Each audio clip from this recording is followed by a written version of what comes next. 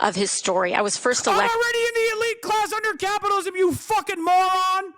What are you saying? What are you saying? I'm in the fucking 0.1% of the global fucking wealthy class, living in the heart of empire in Los Angeles, California, one of the most expensive real estate markets on the fucking planet. What class do you think I am a part of? Sure. Come on. Go. Oh, God. I didn't get enough sleep last night. Ukraine has joined Israel and U.S. on those votes? Sometimes, yes. So this is a good primer for you guys, I guess, to get into the Munich Security Conference, where, you know, global leaders come together and discuss how in the age of Trump they are going to restore the NATO Atlanticist liberal international order. Okay, now is the time for bravery, and that bravery extends to the likes of AOC as well. I personally believe that there's an opportunity here, a unique opportunity to make necessary changes. AOC had a speech that she delivered, and numerous takes that she had. You know, I think as the previous international rule-based order is collapsing with Trump's gangsterist, dangerous, vulgar imperialism directed not only at nations in the periphery, but also directed at American allies, longstanding allies, white countries. People are trying to figure out what to do. Let's take a look. This is a moment where we are seeing our presidential administration tear apart the transatlantic partnership, rip up every democratic norm, and, you know, really calling into question, as was mentioned by David Carney at the World Economic Forum, the rules-based order that we have, or question mark, do we have? And so I think one of the reasons why, not just myself, but many of our colleagues here, in fact, many Democrats that are here as well, is because we want to tell a larger story, that what is happening is indeed very grave. And we are in a new era, domestically and globally. There have been many leaders who've said we will go back. And I think we have to recognize that we are in a new day and in a new time. But that does not mean that the majority of Americans are ready to walk away from a rules-based order, and that we're ready to walk away from our commitment to democracy. I think what we identify is that in a rules-based order, hypocrisy is vulnerability. And so I think what we are seeking is a return to a rules-based order that eliminates the hypocrisies around when too often in the West we look the other way for inconvenient populations to act out these paradoxes, whether it is, you know, kidnapping a foreign head of state, whether it is threatening our allies to colonize Greenland, whether it is looking the other way in a genocide. Hypocrisies are vulnerabilities, and they threaten democracies globally. And so I think many of us are here to say we are here and we are ready for the next chapter, not to have the world turn to isolation, but to deepen our partnership on greater. If one more person sends me Cenk being a 9/11 was an inside job take, I'm not even going to Cuba, because I'm just going to shoot myself in a rocket directly in the direction of Mars and on the before I reach the asteroid belt. Okay, like, please. I know, chatters. I know it's funny. He's a 9/11 truther now. I know. Please shut the up. Okay, let me cover this first, and then we'll get to that shit. Okay. Yes, I know. I have a reactionary unk, okay? It is my most relatable trait, I know. And now he's becoming a 9/11 truther unk, okay? Please. The amount of text messages I've received from friends and loved ones Like, have you seen this? Yes, I have. I see everything. Okay. It's so funny because for years and years, he was the one who pulled me aside to be like, how dare you say what you said about 9/11? And now look at him. It should be my moment of vindication. But it's not, because you guys are being annoying. I'll get to it later. And increased commitment to integrity to our values. Just a 20-second follow-up, really, just quick. Are there any... I've been posting pro-Cuba sentiment, and it's been getting dragged on the timeline. Yeah, guess what? Here is a crumb of hope for you, okay? This is maintaining revolutionary optimism and taking small victories, no matter how minor they might seem, and building on them. October 6, 2023. If you were to say something about Israel, you would be punished in the same way, okay? You have to remember that people are smarter than we give them credit, okay? That if you show them over and over again, if you're resilient, if you're stubborn, if you keep pushing back, and if you show them the truth, you can lean on the side of justice. You can lean on people's nature, people's interest in being empathetic and understanding, and you can show them what the truth actually is, okay? It would have been unforeseeable to arrive at a position where the overwhelming majority of Western society would be on the side of Palestinians as opposed to Israel. Billions of dollars of propaganda created an information environment where you would get deplatformed, you get punished. And look at us now. And while people say, that doesn't mean anything, Palestinians are still suffering. Change takes time. I know that seems silly to say. I know that means perhaps you feel like it means nothing to the Palestinians that are being slaughtered still to this day. But the reality of the matter is it does mean something for those people on the ground. I know.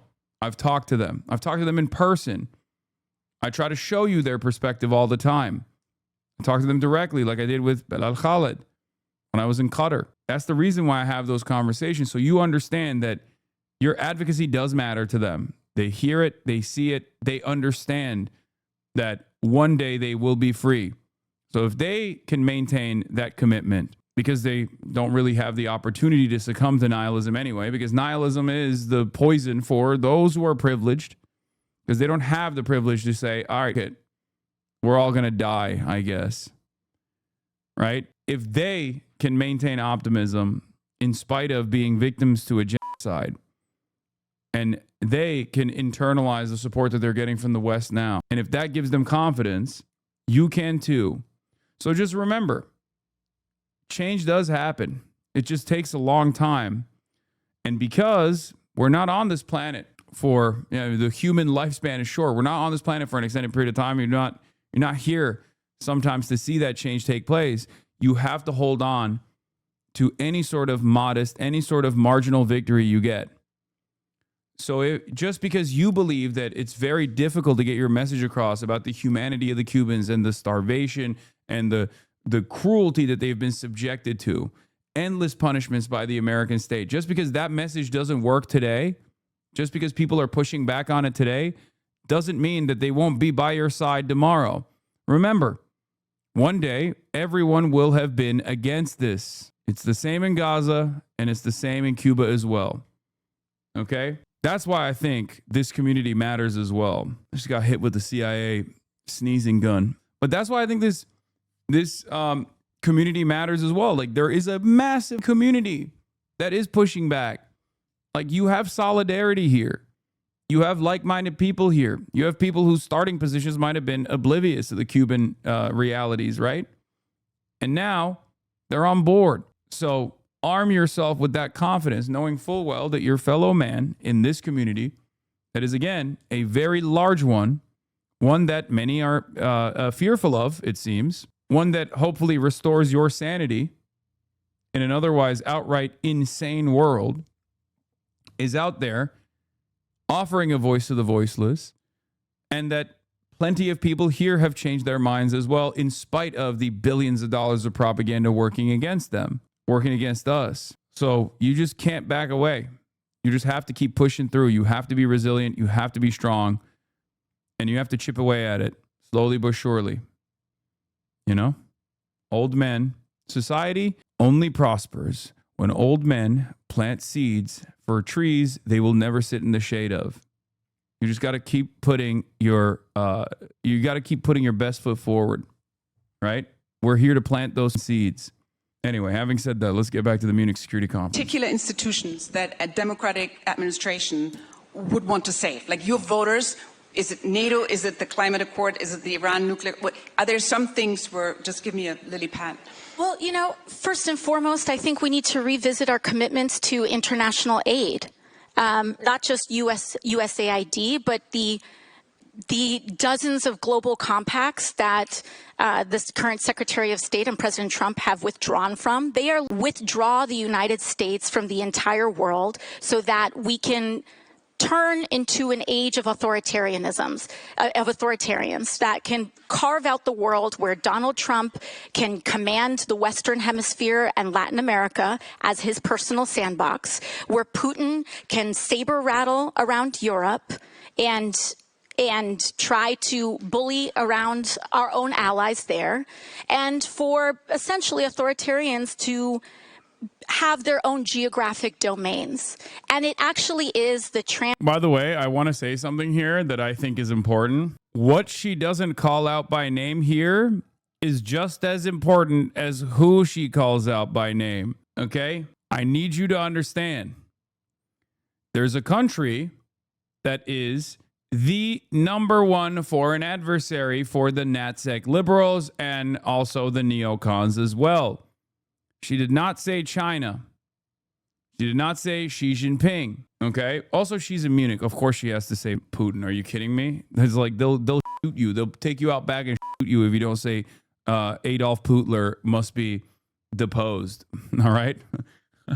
Two things you can't say in Germany. Okay, Israel's committing a genocide, and you can't say you can't get away without like mentioning Adolf Hitler every now and then. You gotta. They will kill you. They will beat you with hammers. They won't shoot you. They don't have guns. They don't have as many guns. But you gotta say Putler. And she also did say genocide. So Israel's committing a genocide. So that's it's modest, but it's important.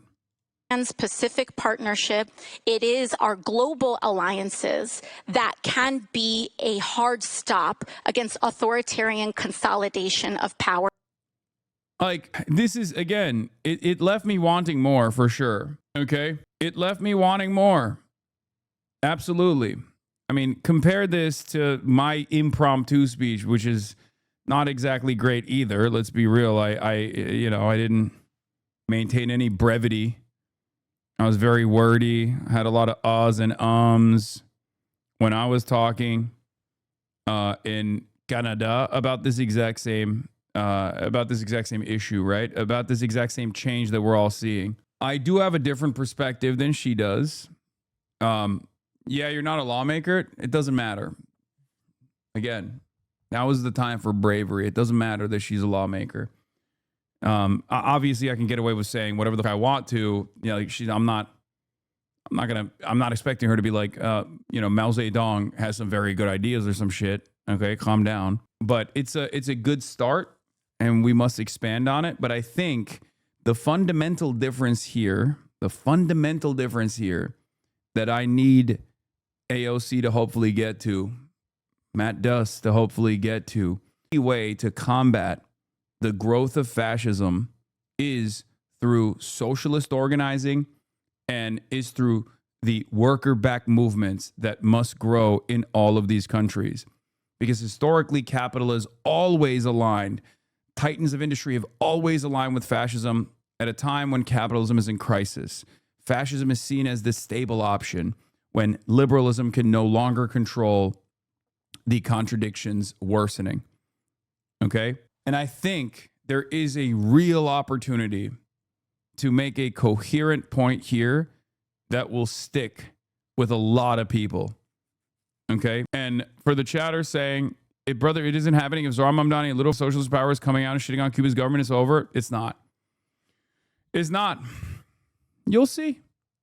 I think AOC in the upcoming days will have a stronger stance in protecting Cuba and like releasing the sanctions on Cuba than Zohran Mamdani did. And hopefully it'll give courage to other people as well to come out. Hopefully one of AOC's weakest instincts, in my opinion, is whenever she gets any pushback whatsoever from a standpoint theory exhibiting, Cuban American reactionary, she will back away. Hopefully she'll stay off and she'll keep pushing. Okay? Because the reality of the matter is that's coming, right? She needs to know that that's coming. And yes, Zoran as mayor, though, is total absolute cope. Are you kidding me? Zoran is a DSA activist first and foremost. Before he was a mayor for years, DSA is one of the most pro-Cuban organizations in the country. The DSA has an entire committee dedicated to Cuba. How the fuck do you think I talk to Cuban government officials on this broadcast? I talk to them through DSA. I've made these connections through literally DSA. DSA does missions to Cuba with regular frequency. Zoran Mamdani should know that as well. And I know he knows that too. I think Zoran's disastrous. It was disastrous, but it's utterly irrelevant in the grand scheme of things. This kind of sentiment coming from AOC will give him more courage to speak on these things as well. I'm not sure how an American politician is supposed to sell your brand from yesterday. We're essentially saying that the countries need to move away from the United States, but as a nation state, it is the U.S. interest to keep influence, even if it's more moral influence. I just don't think any politician will do anything beyond a good neighbor style policy. No, I'm not saying I'm not saying that American politicians should use the same exact sentiment. I'm saying that global intervention has never been done at the behest of the American population, the workers. It has always been done at the behest of multinational conglomerates and the international capital owning class. And in order to combat against fascism at the domestic level and combat against fascism, which is imperialism at the international level, we have to organize against it.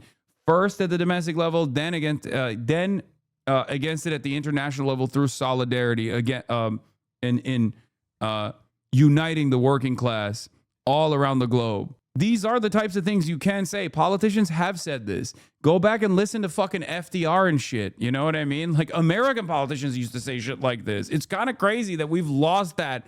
We've completely lost this internationalist perspective because slowly but surely that is eroded through American engineering around the globe. It's kind of crazy. Like, it's not like post-Truman, post-Eisenhower. We slowly chipped away at it. But even those guys would every now and then slip in this kind of perspective, even though they were the death dealers themselves, right? So it's kind of wild to compare. It's kind of wild to compare like even a fucking JFK speech to the average Democrat now, the most progressive Democrat now. That's how far we have fallen from this previous perspective. So what I'm saying is not necessarily like reinventing the wheel at all. There are plenty of politicians all around the world who also share this framework. I think charting a new path where countries have sovereignty, where countries have dignity, is the appropriate measure. Okay? Particularly in the installation of regional puppet governments. Alexandria Ocasio-Cortez, you are a Democrat. You are a member of the House of Representatives.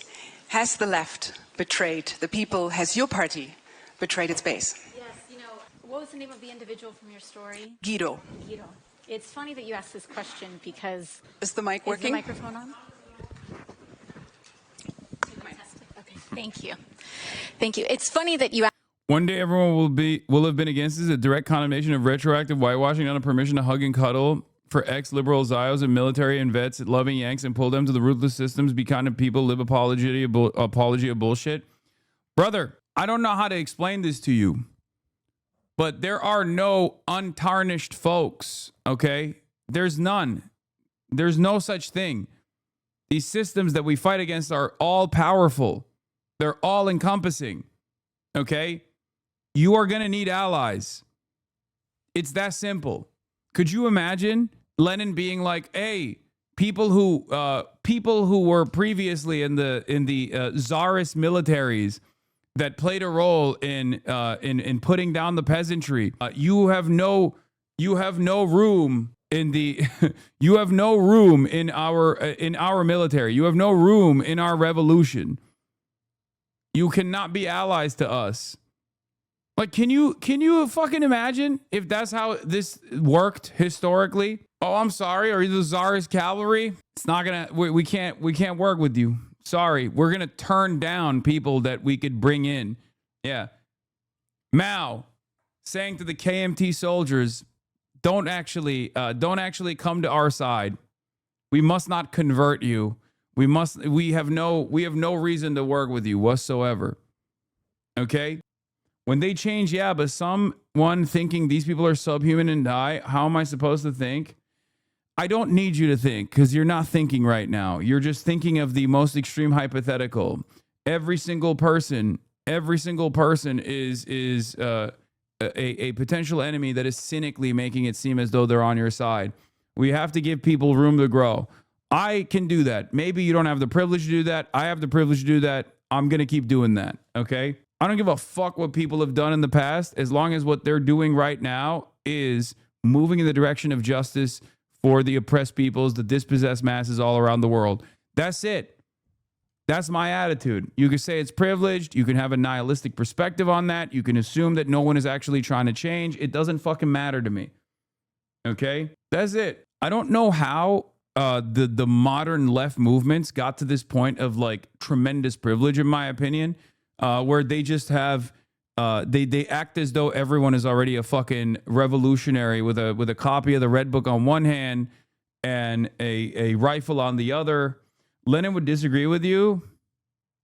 China was occupied at the time. How does that relate to America? You're right. There is no room for fucking any sort of revolutionary interpretation and application to modernity right now, especially considering that everybody at the time thought that the successful revolution would be in fucking Germany, would be in England, these industrial nations that actually had a robust working class that were organizing at the assembly line. Why did it fail there?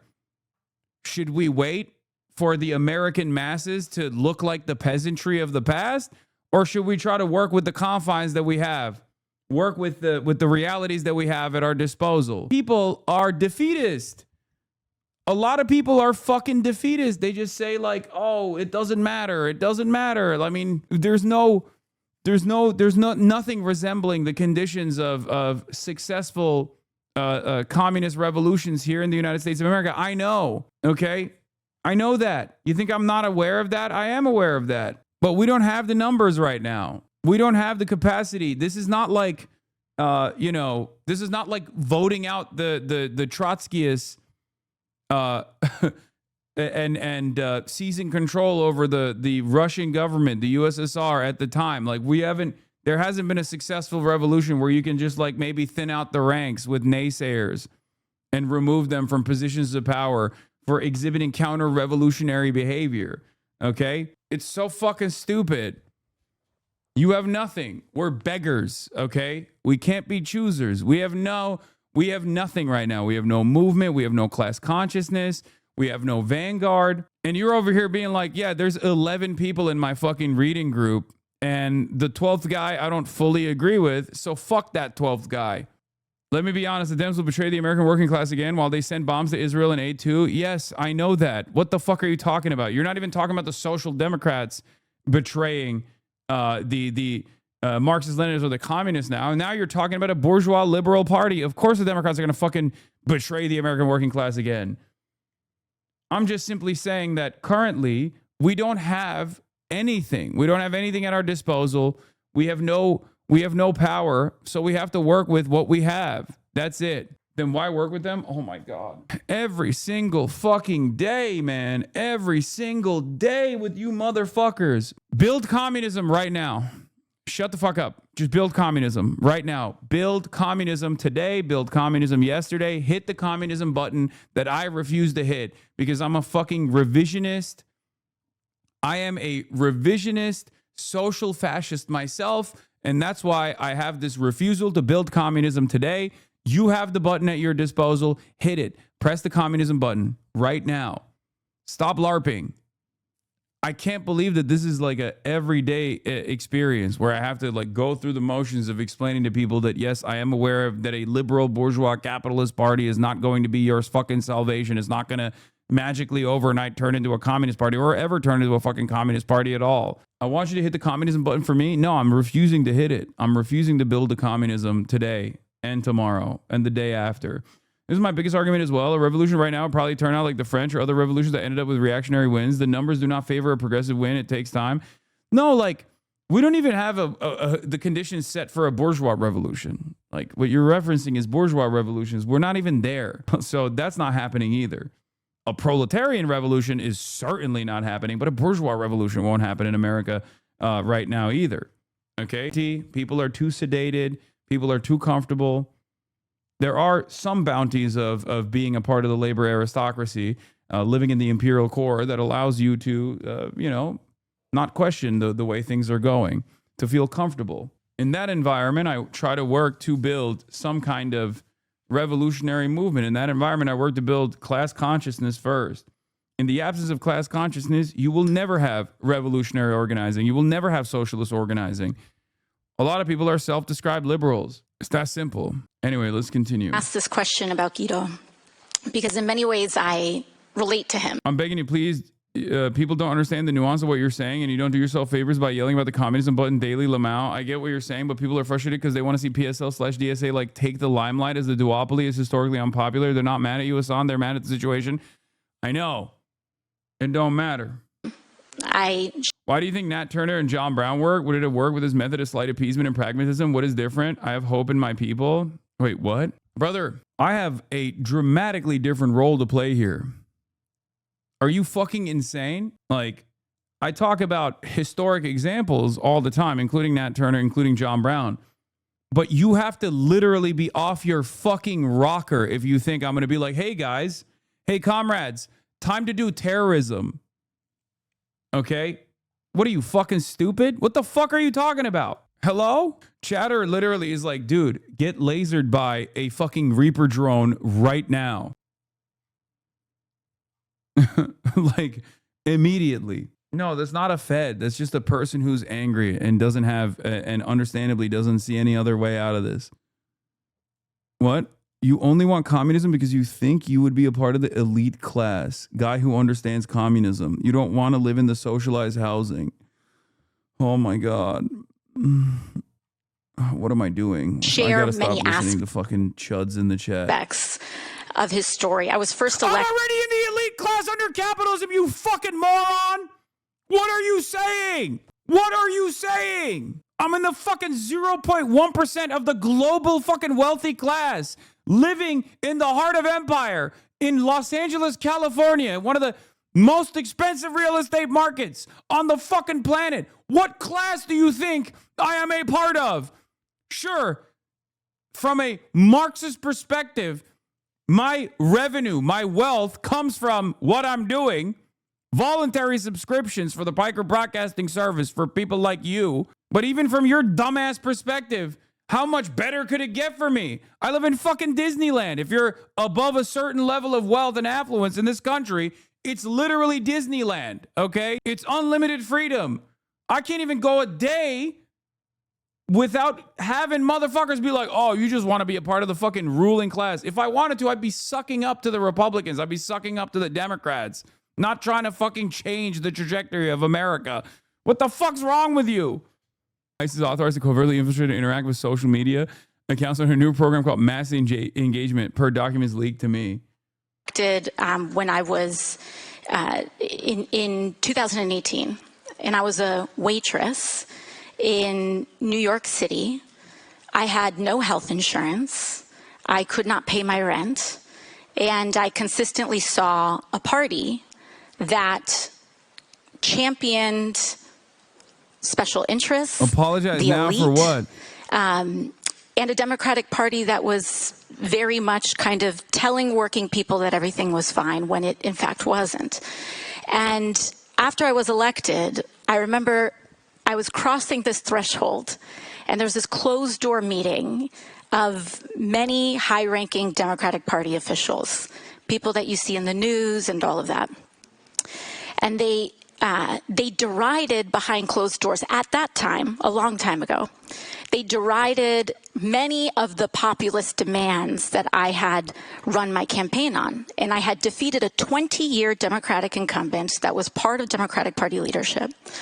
And they said $15 minimum wage at that time, way too high, too severe. The idea of tuition-free public colleges and universities, too far, expanding health insurance and Medicare, too extreme. And these are all the things that I, as a waitress, had campaigned on and had been major pain points in my life. And then they said, we have to listen to working class people more. And I think that encapsulates much of the betrayal that the working class in the United States had felt. But we have also come a long way since then, and we have a long way to go. The United States right now is experiencing a political pendulum, and depending, really, the party that is seen most as betraying the working class tends to be the governing party in this moment. Right now, that happens to be the Republican majority. But really, what we are seeing over the last 8 years, I think, has been a growing recognition that of those past errors that go back, that include military interventionism in the Iraq War, that include a recognition of NAFTA as a failed policy for many rural and working class communities. And now I think we are moving in this direction of increased recognition that we have to have a working class centered politics if we are going to succeed, and also if we are going to stave off the scourges of authoritarianism, which also provides political sirens, political siren calls to allure people into finding scapegoats to blame. Authoritarianism. Genuine question, but how does the American leftist movement survive when the Dems put all the money behind Gavin Newsom or Kamala Harris in 2028? Genuinely asking, because with the state of things, it seems like all that money and all those super delegates are going to Newsom or Harris. I know I'm a bit of a cynic, but I guess my question ultimately is, how the fuck are we supposed to be not supposed to be doomer-pilled? You can't be doomer-pilled. You just have to keep working towards that goal, no matter what happens. You have to keep working towards that goal. You never know what might happen. Look, 2016, out of nowhere, Bernie Sanders is like, I'm running against Hillary Clinton, establishment candidate.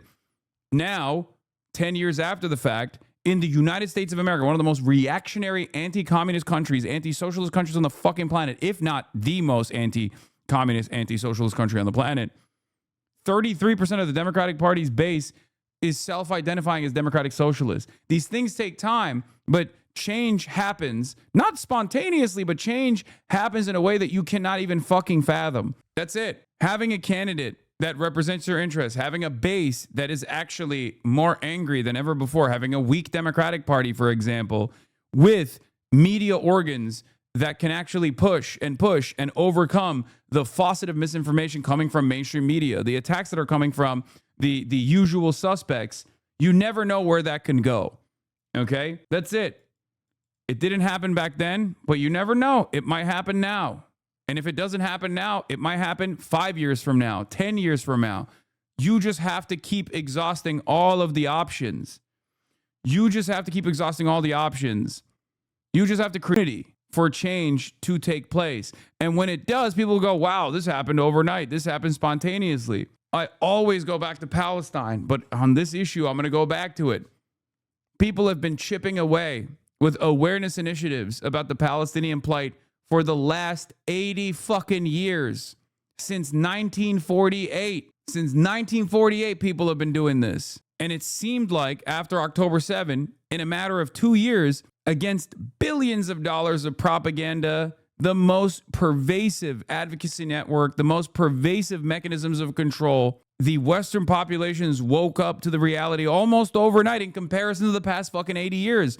But if the past 80 years of work wasn't there, okay, if the technological advantages weren't there that the Palestinians used to communicate their plight directly to the Western populations, things that previously would have been considered, unfathomable, unforeseeable, none of this would have happened.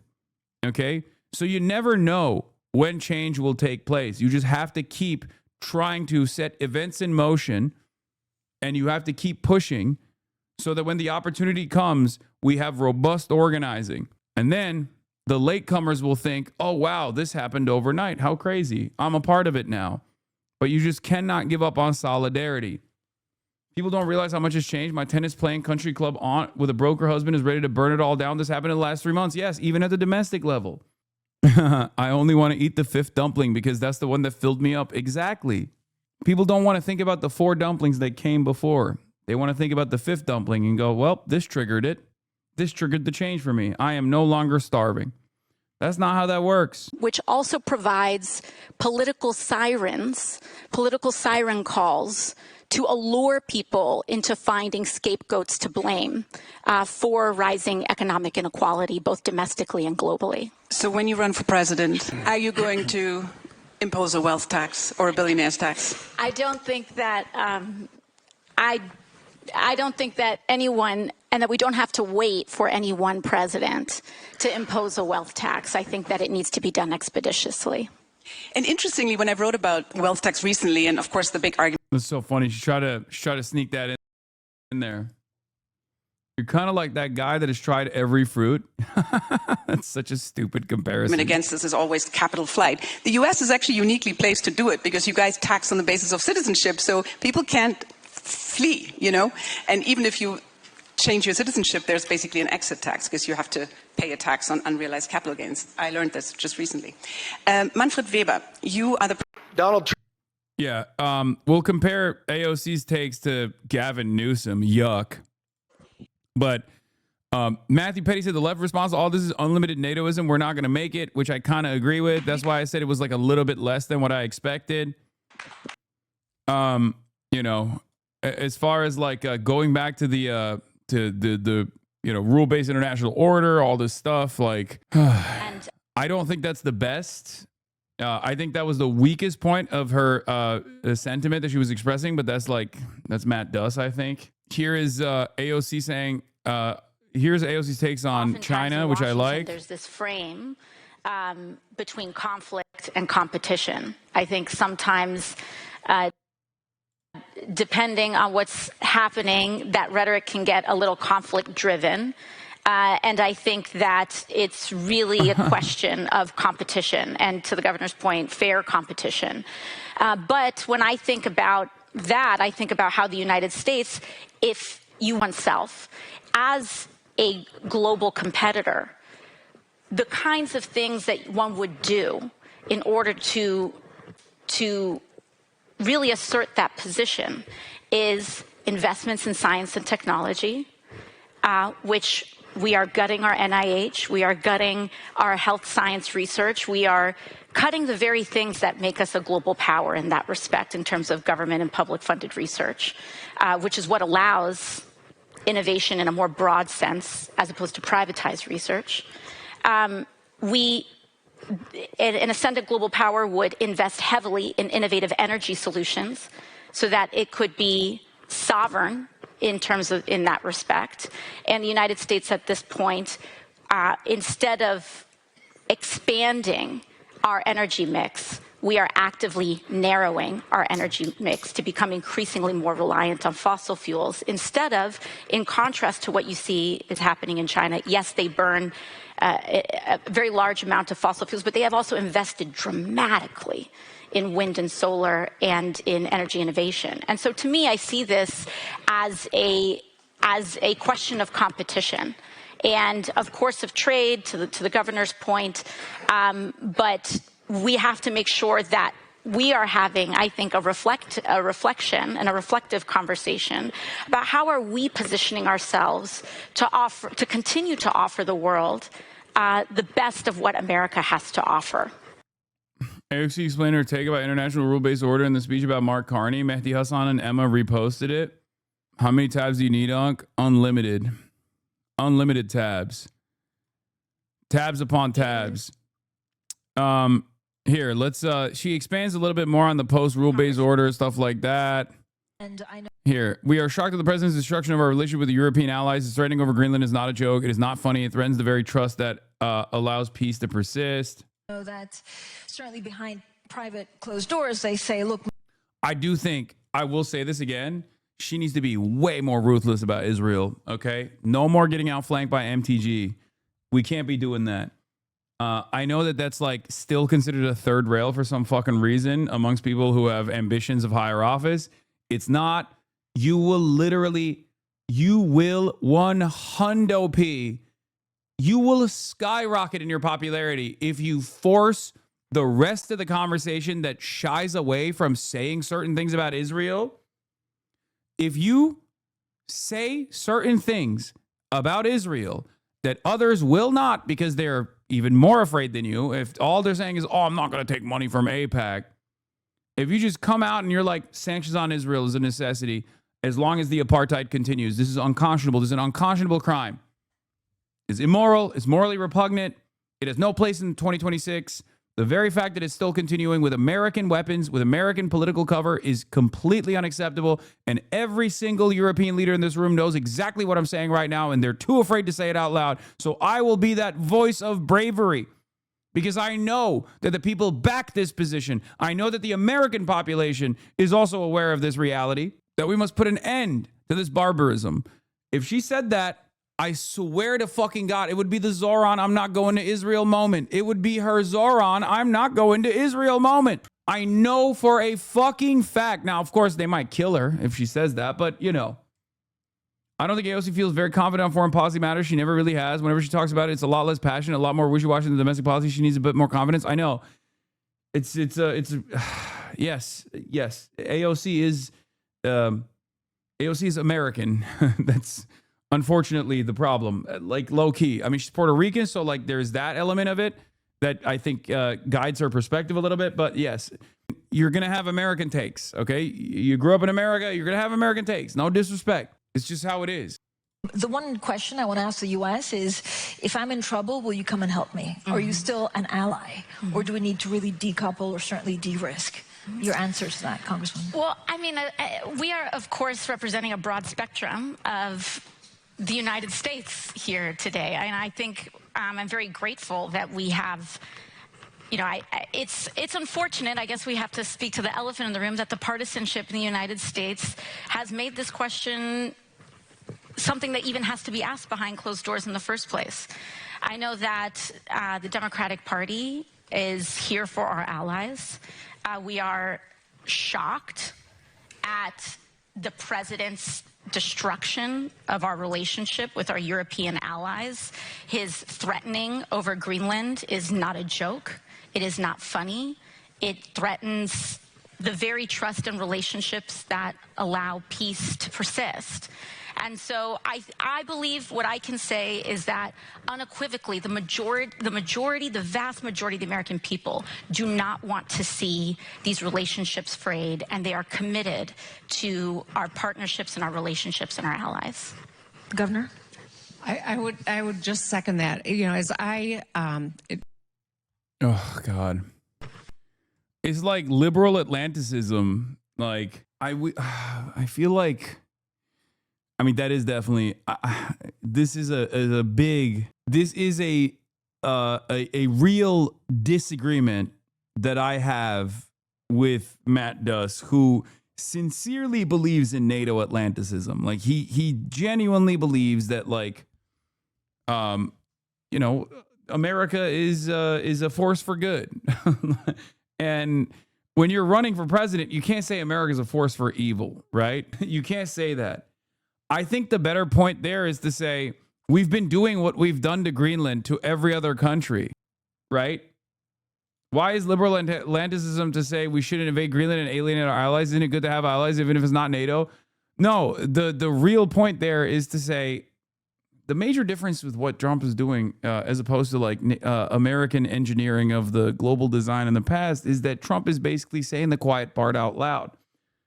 We've kind of done this to every other country. I mean, look at the Iraq War. There are certain things that you can point to that is now established as an overall mistake, right? I know that you and I don't consider that to be a mistake. We consider that to be business as usual. That's just how it works, right? But you can literally lean onto that. You can lean onto the bravery exhibited by administrations in the past. Like, for example, with Cuba, you could say this is what Barack Obama did. This was This was a different path that was opening up for Cuba that Barack Obama did, and we should go back to that. We should restore that relationship. The fact that we're punishing them for no reason other than the ambitions of Marco Rubio and Donald Trump is completely unheard of. It's unacceptable, right? There are ways to massage this conversation in a way that like liberals can understand. I think this goes a little bit too much in the direction of vulgar Brandonism, in my opinion, and I don't really like it that much. I mean, it's not wrong. She's not wrong to say, like, we're fucking trying to invade Greenland. That's ridiculous. Like, Denmark is a NATO nation. This is a profoundly important alliance for the United States of America, right? For our interests. And I don't disagree with that statement at all. It's totally correct. But at a conference like this, I think when you're laying your stake out or when you're laying down your foreign policy positions, I think you have more room for courage. And I think people are desperate for alternatives. People are desperate for an alternative vision. Yeah. Adam Johnson has a lot to say. This cheesy MSNBC line that Trump is carving up the world into spheres of influence with authoritarian pals in Russia and China takes account for. Well, she didn't say China. Chill on that, Adam. She didn't say China. She implied it, but she didn't say it. And that's important. The U.S. military has not withdrawn at all from Europe and Asia. Trump is currently gearing up to bomb Iran, very much in Asia. This word authoritarian is unhelpful and flattening and cheesy and papers over many of the obvious hypocrisies and contradictions she herself noted. We tried Dust's woke NATO shtick. It got us billions in arms to Saudi Arabia, genocide in Gaza, and a return to Trump. This is also true.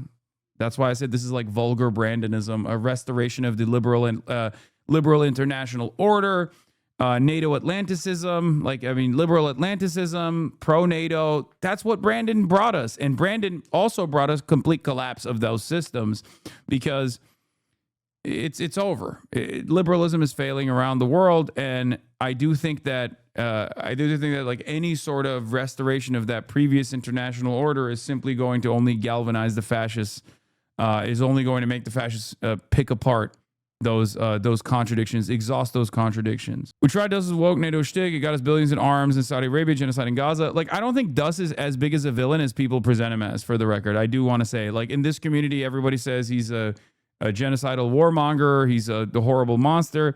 I think that like Matt Dust is nowhere near as evil as the way people present him as, and people yell at me for saying this. But we do have significant areas of disagreement. I just think he's wrong. I don't know how to explain it other than that. I think he's wrong. He's wrong on some of these issues. I think it's misguided. I think we need a more honest and subversive narrative. Isn't just liberal intervention, but not evil this time, we promise. I agree with that take. That's my favorite part of this assessment, is that, like, this is vulgar Brandonism, but this time is different. It's going to be peaceful. Like, I don't think America being world police is a good thing, because I have eyes and a working brain, and I have seen what American world police looks like for the victims, right? Many Americans, unfortunately, don't see that because they've been conditioned not to see that. They don't give a shit about the impact because they don't learn about the impact at all. So there's that. Although, having said that, people are kind of seeing the victims in the case of Israel, especially because, like, there's this weird disassociation from Israel as though it's a foreign country of foreign interests, right? Americans have deluded themselves. Americans have been propagandized into thinking that Israel is operating as a separate entity, and that's precisely the reason why that's actually backfiring on Israel right now. So there is an opportunity, unlike ever before, to educate as many Americans as possible with an anti-imperialist sentiment, to explain to them that this kind of adventurism is not beneficial for you. If you want to talk about it from a selfish perspective, you can do so. You can point to China and say, they don't do this fucking bullshit. And look, they got high-speed rail. They've been able to develop tremendously. One must ask the question why they're able to develop so much. Perhaps they're using all of the bounties of not necessarily capital accumulation, but all of the bounties of industrialization and development in a much different way. They're investing back into themselves. And they are doing this without colonialism and genocide. I'm not talking about fucking separationist movements being stamped out right now. That plays a totally separate role from colonialism and you know, what America has done around the world. Okay. Yes, the Chinese government is not infallible and perfect. Please. I know everyone is going to go Tibet, Xinjiang, Tibet, Xinjiang, Tibet, Xinjiang, Taiwan, Taiwan, Taiwan, Taiwan, Taiwan, Taiwan. But like, that's not what that's a totally separate thing. Okay. It plays a dramatically different role. Not perfect. That's an understatement. Bitch, from where we're standing, what are you talking about? You are an American, or at the very least living in fucking Europe. What are you talking about, dude? Stop with this bullshit. The fuck do you mean? Oh, far from perfect. Stop it. China is asshole. Like, this past month, we have found out that an international pedophilic cabal of elites are basically designing the world in whichever way they see fit, while also sex trafficking children, okay? And the American government that is at the heart of this international sex trafficking operation is doing nothing about it, okay? And you're over here being like, well, what about, you know, China's perfect, far from good. What the fuck do you mean? Bitch, look at us. Look at us. Every country without democracy is not good. Okay, well, it turns out there are, if you're looking at not just theoretical democracy as it exists in America or Japan or all these other countries, these liberal capitalist countries, your voice sounds like nails on a chalkboard. Why are you in here then?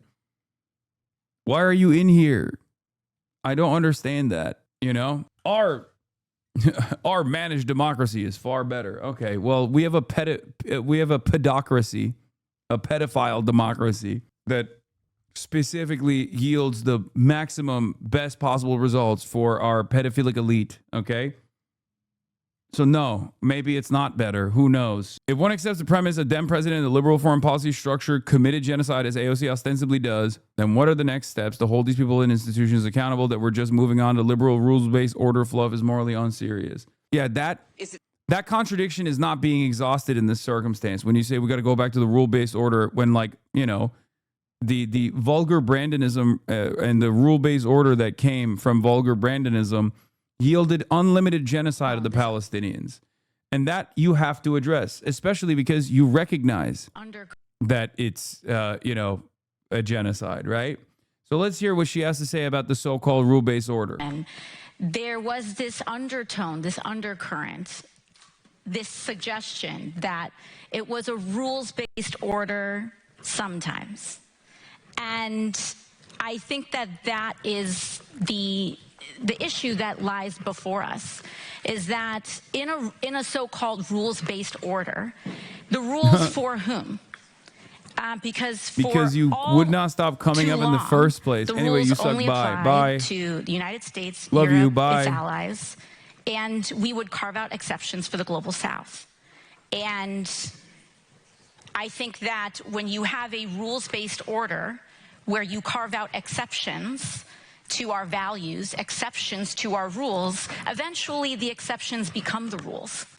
And I think that over the last 5 years, we've seen such a breaking and such a fraying of these alleged Western values that people wonder if it ever existed in the first place. So I don't know if it's necessarily that we are in a post-rules-based order.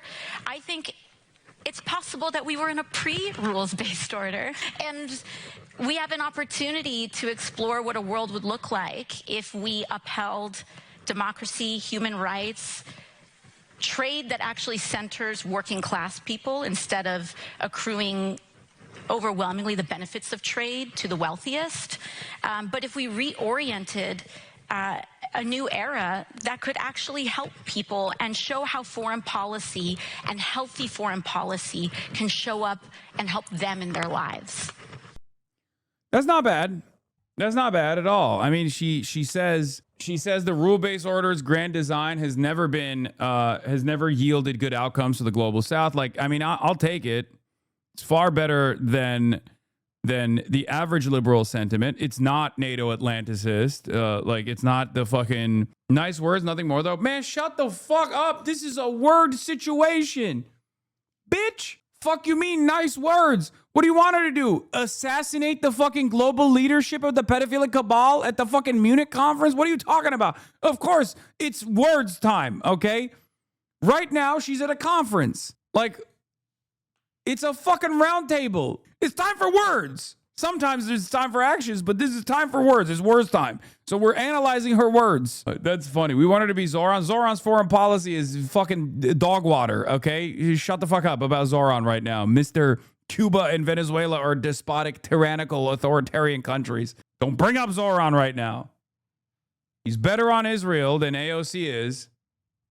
Well, we'll see how much better in action, but that don't mean he's better on all the foreign policy. Day 3 of the conference is when they usually start assembling the guillotines. Yeah. The way the entire clip factory and news cycles focus on AOC and not Whitmer, someone in a higher position, is proof she's getting the social capital she needs to respect from people who read too much, the economist class and the middle class intellectuals. She just plagiarized Mark Carney, the liberal banker that personally stole Venezuela's gold. Okay, that's so funny that you think Mark Carney is the guy who invented the old world order is dead. Yeah, no, that was Mark Carney who did it. He figured it out. Also, I do love Mark Carney being on the choppers in Venezuela stealing the gold. Respect, boss man. She saw that speech and saw people impressed and said, let me plagiarize that. No, I think there's more to it than that. I do love a chatter saying correct to their own statement. Yeah, fuck Gramsci. Yeah, I respect that.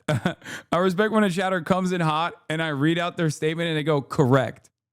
We've seen a fraying on these alleged Western values of people, whether they exist in the first place. I mean, this is good. Skepticism of this kind of stuff is good. I like it. I need more of it. I get why Michael from Pennsylvania graded this a B-. No, and I think, I think that Prime Minister Carney's remarks at the World Economic Forum were words that rung around the world. So, okay, you got a Valentine, homie? Yeah, your mom.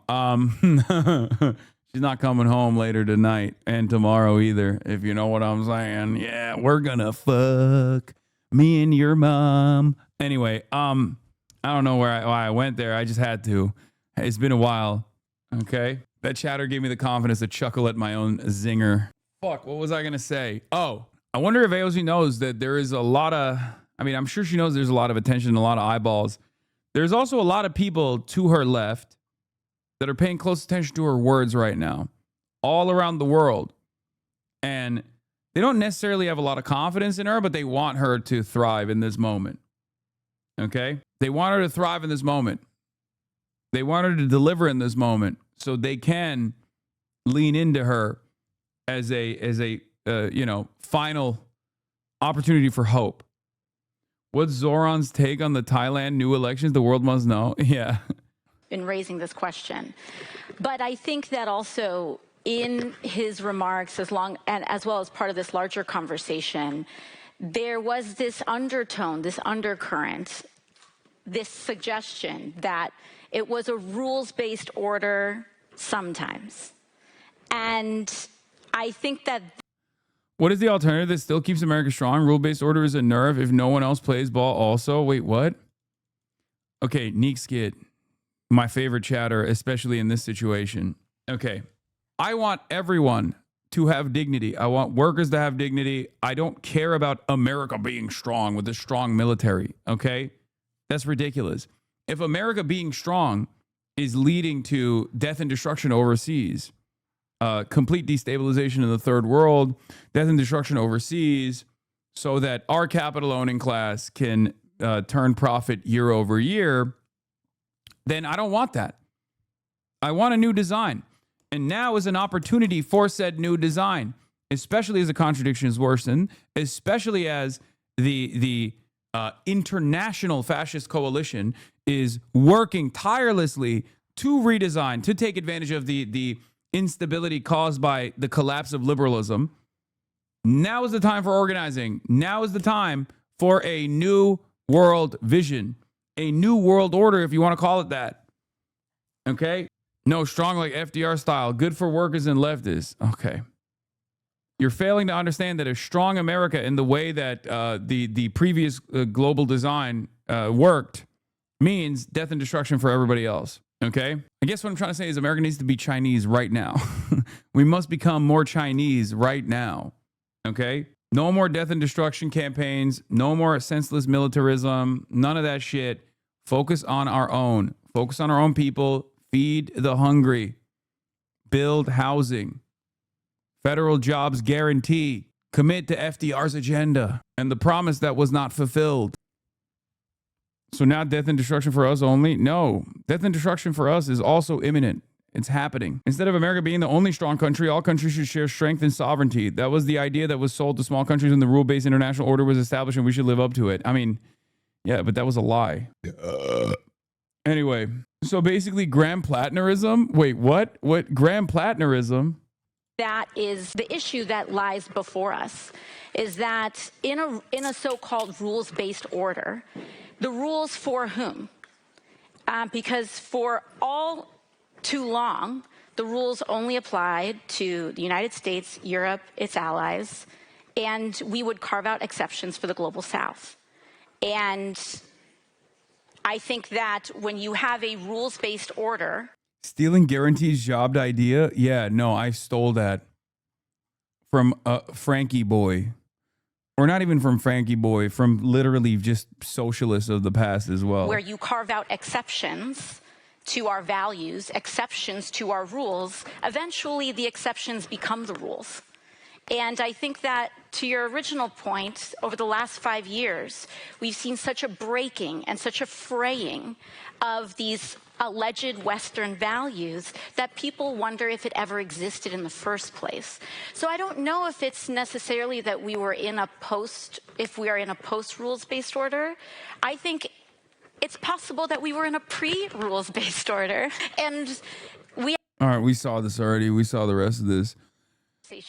About there's no conversation about Ukraine that can happen without no conversation about Ukraine that can happen without Ukraine. Conversation about Ukraine that can happen without Ukraine, and so they of course lead in terms of setting their terms on this. But I think that overall, as a principle, we shouldn't reward imperialism, and I don't think that we should allow Russia to continue, or any nation to continue violating a nation's sovereignty, and to continue to be rewarded, and whose main lesson and takeaway is that they will gain.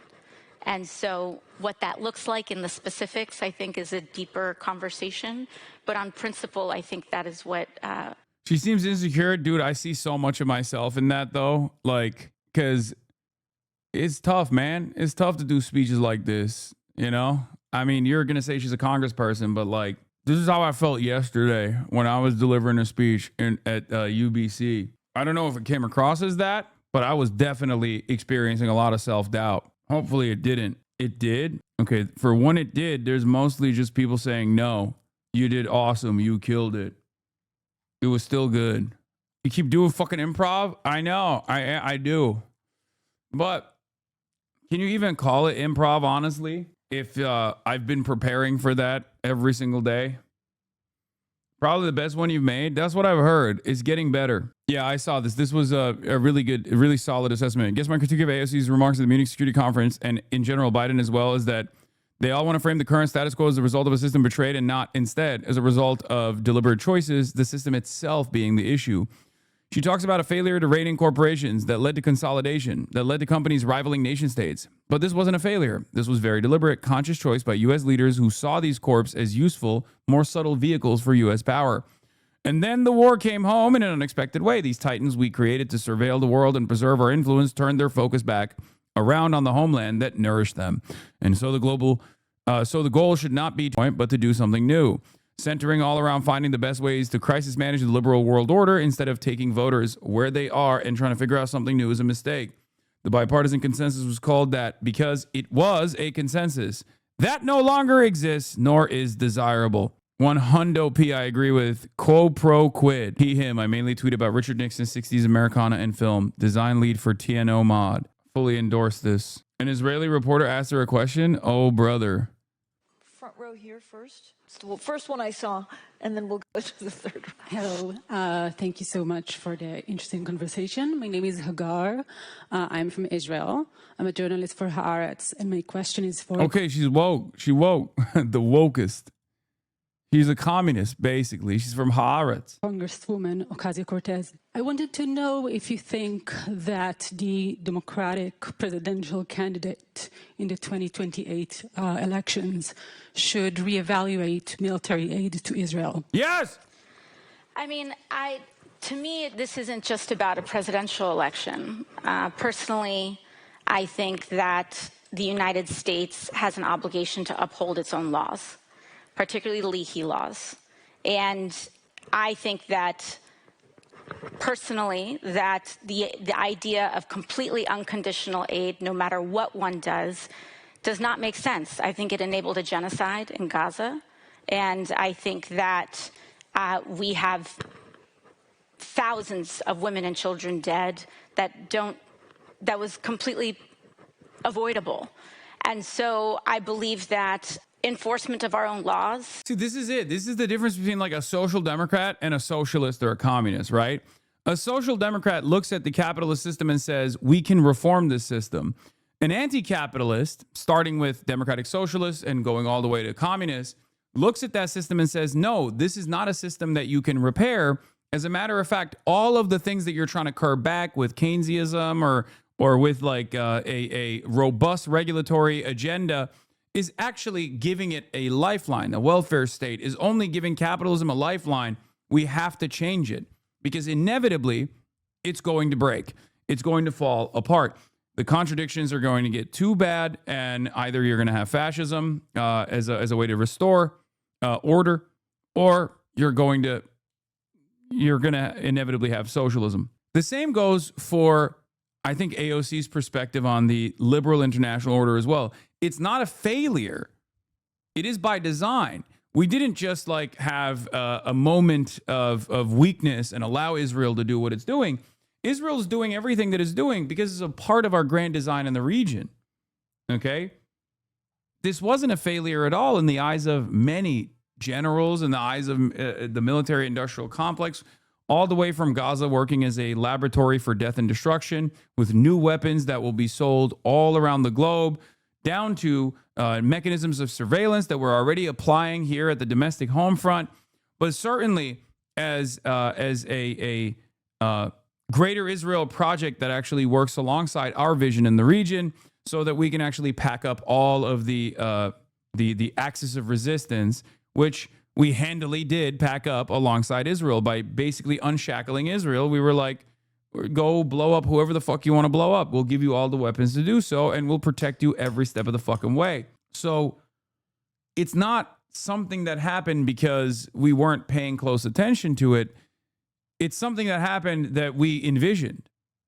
That's the reason why Brett McGurk, which worked to make this vision happen under the Biden administration, glazes the shit out of Donald Trump, continuing that same agenda.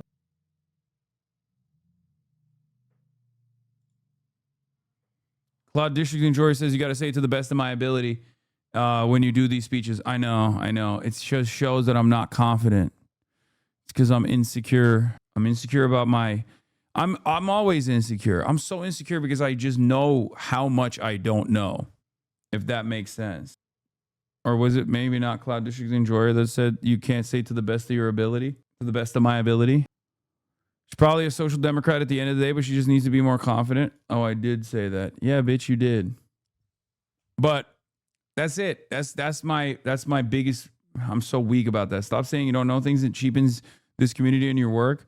Dude, the fuck do you mean? I always have to be honest. There is so much I do not know. There are people I encounter every day. There's new things that I read every day where I'm like, fuck, man. There's not enough time on the planet. Do you ever feel like you read something and you're like, there's just not enough time on the planet for me to like learn so much more that I need to learn. That's how I feel all the time. I have this like appetite, and it is very frustrating where I'm like, fuck, I need to read like 15 more books right now.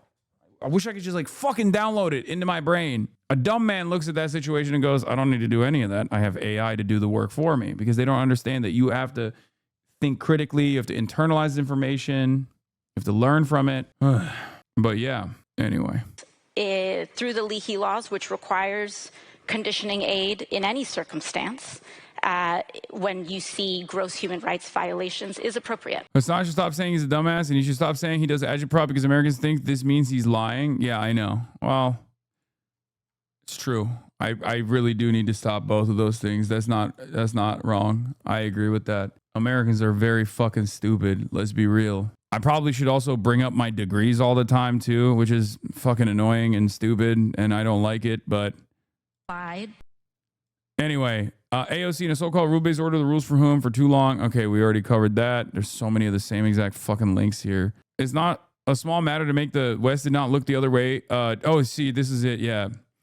It's not a small matter to make clear that the West did not look the other way during a genocide. It, namely, U.S. and Germany actively armed, aided it, and funded it. It carried it out and still carries out genocide. Putting it in a mopey R2Pes is a whitewash job. I agree.